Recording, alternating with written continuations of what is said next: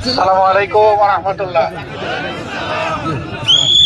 Sub আল খায়ের, আপনারা সবাই ভালো আছেন? আলহামদুলিল্লাহ রাব্বিল আলামিন ওয়াস সালাতু ওয়াস সালামু আলা রাসূলিহিল কারীম ওয়া আলা আলিহি ওয়া সাহবিহি ওয়া আহলি বাইতি আজমাইন। সম্মানিত ভাই ও বন্ধুগণ, আপনারা জানেন যে আজকে বরিশালে আমাদের বিভাগীয় সমাবেশ রয়েছে। সেই সমাবেশে যোগদানের উদ্দেশ্যে আমরা মহান রব্বুল আলামিনের উপর ভরসা করে ঢাকা থেকে রওনা করেছি।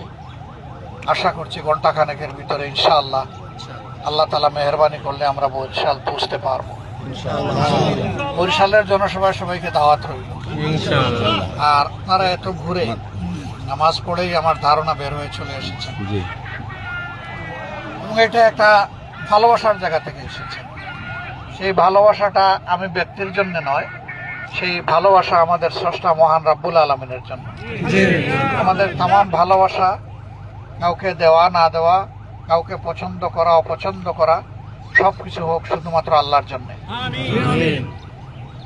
মহান রবের হাবিব মুহাম্মদুর রাসূলুল্লাহ সাল্লাল্লাহু আলাইহি সাল্লাম আমাদেরকে সুসংবাদ দিয়েছেন, পরস্পরের ভালোবাসা যদি শুধু আল্লাহ তাআলার জন্য হয় তাহলে আল্লাহ রাব্বুল আলামিন এদেরকে নিজেই ভালোবাসেন। আর আল্লাহ যাদেরকে ভালোবাসেন দুনিয়ায় তাদেরকে সম্মানিত করেন এবং আখিরাতে আল্লাহ রাব্বুল আলামিন অপমান থেকে তাদেরকে রক্ষা করেন। মাবুদের মায়ার জান্নাত তাদের জন্য অ্যালটমেন্ট হয়। আমরা আমাদের চূড়ান্ত লক্ষ্য আমরা জানি যে মহান মাবুদের সন্তুষ্টি এবং জান্নাতে যাওয়া। আমরা তো সেখানে গিয়ে আমরা ভালো হয়ে গেলাম, কিন্তু দুনিয়াটা কি হবে? এই দুনিয়াটাকে আল্লাহর হাবিব বলেছেন যে তোমরা এখানে যেরকম ফসল চাষ করবা আখিরাতে সেই ফসলটাই তোমরা ভোগ করবা। এই দুনিয়াটা হচ্ছে চাষ বা আবাদের জায়গা। কি দিয়ে আবাদ হবে? আবাদ হবে আল্লাহ তাআলার দ্বীন দিয়ে আবাদ হবে, কালামুল্লাহ এবং সুন্নতে রাসূলুল্লাহ সাল্লাল্লাহু আলাইহি সাল্লাম দিয়ে আবাদ হবে। এই আবাদ যদি আমরা করতে পারি তাহলে ইনশাআল্লাহ ফসল শুধু আখিরাতে নয় দুনিয়ায়ও আমরা ভোগ করব। আমরা বলতে কারা? আমরা বলতে জামাতে ইসলামী না, আমরা বলতে সমস্ত মানবতা, দল ধর্ম নির্বিশেষে যত মানুষ দুনিয়ায় এসেছে আসবে তাদের সবাইকেই মিন করা হচ্ছে।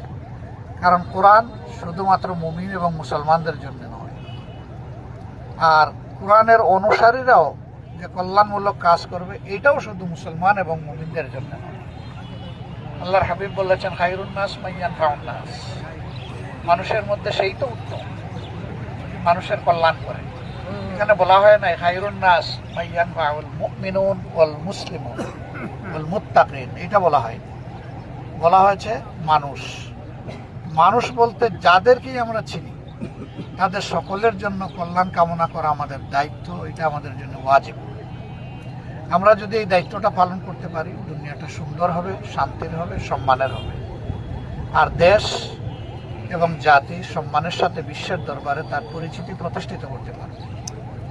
দুর্নীতিতে ছেয়ে যাওয়া এই দেশকে মুক্ত করার জন্য কিছু জানবাজ লোকের প্রয়োজন, যারা এই দুনিয়া কিছুই ভোগ করতে চাইবে না, ত্যাগের ভিতর দিয়ে তাদের জীবন গড়ে উঠবে আর ভোগের জায়গা তাদের জন্য তৈরি হবে মাবুদের জান্নাতে।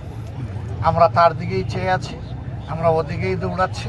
এ লড়াই আমাদের চলবে যতক্ষণ পর্যন্ত মানবতার মুক্তি না আসবে, মানুষ মানুষের গুলামি থেকে মুক্তি পেয়ে এক আল্লাহর গুলামে পরিণত যতদিন না হবে আমাদের লড়াই অব্যাহত থাকবে।